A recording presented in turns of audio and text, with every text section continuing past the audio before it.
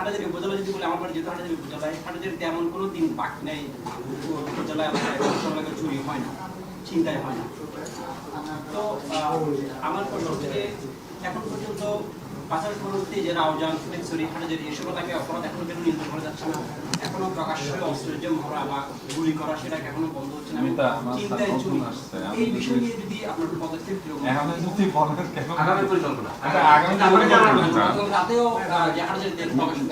ধন্যবাদ। না, আমি আপনাদের এই প্রবলেমগুলো জানার জন্যই আপনাদেরকে ডেকেছি।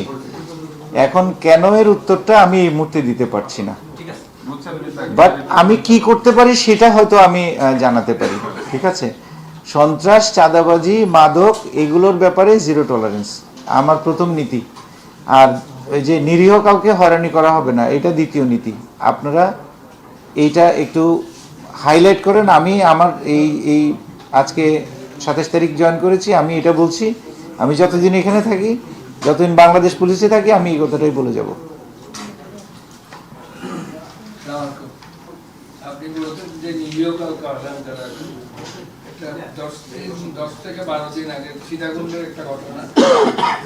আমাদের সাংবাদিক, আমার সহকর্মী সেরিফুলে একজনকে অ্যারেস্ট করা হয়েছে। হয়তো জমি জামার পার্শ্ববর্তী কারো কোনো কারণ সম্পত্তি থাকতেই পারে। একজনের কমপ্লেন করছে, আরেকজনকে অ্যারেস্ট করে রাখছে।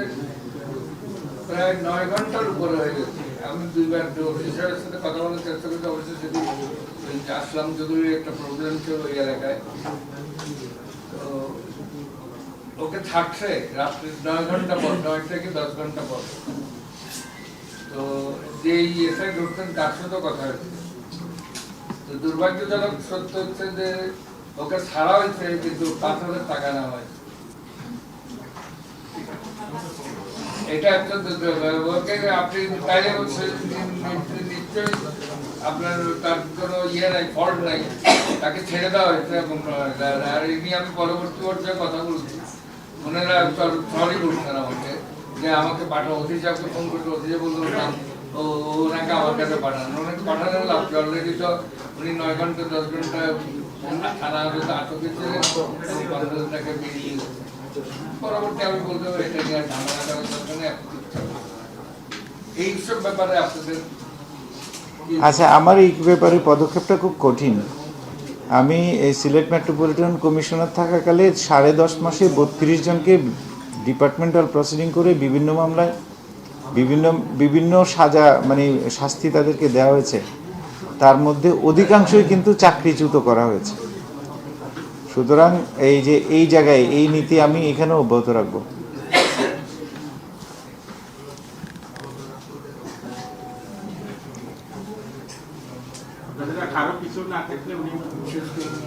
আচ্ছা, আর যদি আপনাদের অন্য কোনো বিষয়টা আপনি মনে হয় আমার তো আমি যখন একটা কৃষির প্রোগ্রামে গেলাম, আমার এটা লাগছে আমি নিউজ করার জন্য কৃষির প্রোগ্রামে গেলাম, কৃষির ডিজিশো একটা আগ্রাবাদ উপরে ওই বেল্টে চন্দনায় সাতখানিয়া ওয়ালখালী বা যতটুকু পার্বত্যের সাথে বর্ডার আছে, ওখানে কৃষকদের, গরিব কৃষকদের তুলে নিয়ে যায় পাহাড়ি সন্ত্রাসীরা। আপনি ওখানে ওই ব্যাপারে পদক্ষেপ কি নেবেন? ওটা যদি ওইটা আমি নোট করেছি, আমি এটা নোট করেছি। এখানে ওদের যে সন্ত্রাসী গ্রুপ যেগুলো আছে, বিচ্ছিন্নতাবাদী ওরা না, এরা পাহাড়ি চাঁদাবাজ, পাহাড়ি বিচ্ছিন্নতাবাদী সংগঠনের সাথে অনেকে ঢাকা সাংবাদিকেরা মিলাই বেড়ে। এদের ক্রাইটেরিয়াটা আলাদা, মানে জাস্ট চাঁদাবাজেরা কিছু টাকা পেলে পরে ছেড়ে যায় কৃষক। আচ্ছা,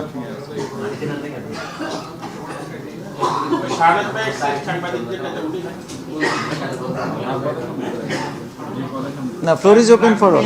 প্রবলেম আছে কিন্তু বালুমহল নিয়ে এবং বালুমহলের সন্ত্রাস ভাই এগুলো বলতে গেলে তো আপনাদের সব আপনাদের লোক। আমি তো সেটাই বলছি, এখানে বালুমহল তো পুলিশে করে না, সাংবাদিক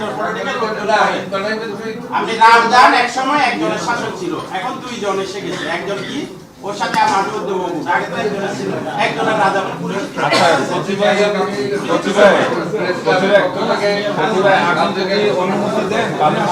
আমি একটু বলি স্যারের পক্ষে।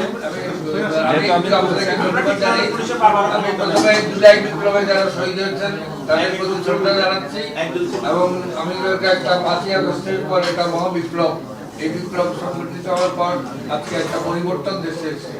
আপনি এসেছেন, আপনাকে সেজন্য চট্টগ্রাম প্রেস ক্লাব এবং সাংবাদিকদের পক্ষে ধন্যবাদ। বলছে বালু মহলে একটু উত্তর দিই স্যারের পক্ষে, যেহেতু এটা একটা বার্নিং ইস্যু। তো বালু মহলে কিছু আপনাদের প্রোগ্রেস একটু জানাই, আমার মনে হয় আপনাদের ভালো লাগবে। এক নম্বর হলো, আপনারা জানেন যে সবচেয়ে বেশি বালু মহল হলো রাঙ্গুনিয়া উপজেলা এবং দক্ষিণ রাঙ্গুনিয়া উপজেলার পার্শ্ববর্তী নদীতে, এবং সব থেকে বেশি ওখানে প্রতিদিন কোটি কোটি টাকা বালু উঠতো। ওইটা নিয়েই যত রায়হান গ্রুপ, ইমন গ্রুপের জন্ম। এই জিনিসটা আমি মাননীয় এমপি মহোদয় হুমায়ুন কাদের সাহেবকে একান্তে মিটিং করে যখন বুঝাতে পেরেছি যে এই চট্টগ্রামের সন্ত্রাসের সূতিকাগার হলো এই বালু, আর এই বালুটা আপনার এলাকায়। উনি আমাকে শুধু একটা প্রশ্ন করলেন যে বলো ভাই কি করতে হবে। আমি বললাম যদি আপনার পক্ষে সম্ভব হয়, আপনার যেহেতু রাজনৈতিক কর্মী, নেতা কর্মীরা এই বালুটা নিয়ে এক ধরনের ব্যবসার মধ্যে একটু জীবিকা করে, এটা বন্ধ করার সুযোগ আছে কিনা। উনি বলে ওদের জীবিকা আল্লাহ দেখবে, আর আমি ব্যবস্থা করব, আমি বালুমহল বন্ধ করে দিব, বলেন কি করতে হবে। তারপরে ওনাকে নিয়ে আমি ডিসি সাহেবের কাছে গেলাম, উনি লিখিত দিলেন, দিয়ে এই বালুমহল উনি নিজে উদ্যোগে বন্ধ করে দিলেন। এই বালুমহল থেকে যে সন্ত্রাস, সপ্তাহে একটা করে খুন, আপনারা বোধহয় গত 3 মাসে এটা পাচ্ছেন না, এটা বন্ধ হয়ে গেছে। এখন যেটুকু আছে বিভিন্ন নদী টদিতে একটু চোরাই ভাবে, এটা আমাদেরকে একটু সময় দিবেন। আমরা যেহেতু সম্পূর্ণ আটক করার ক্ষমতা রাখি না, এখানে একটু মোবাইল কোড দরকার হয় ইউনো সাহেবদের, এসিলিয়ান সাহেবদের, আমরা একটু কোঅর্ডিনেশন করছি। যদি ওটা মোটামুটি হয়ে যায় তাহলে ওটাও আপনারা শুনবেন যে একেবারে বিলীন হয়ে যাবে। কোচিংয়ে উত্তর পেয়েছেন ভাই? এই বালুমহল আমরা স্টপ করে দিচ্ছি, আর বালুমহলের জন্য আর রক্ত ঝরবে না, এটা একদম নিশ্চিত। ধন্যবাদ। আচ্ছা, আর কেউ বলবে? না, কেউ বলবো না, আপনি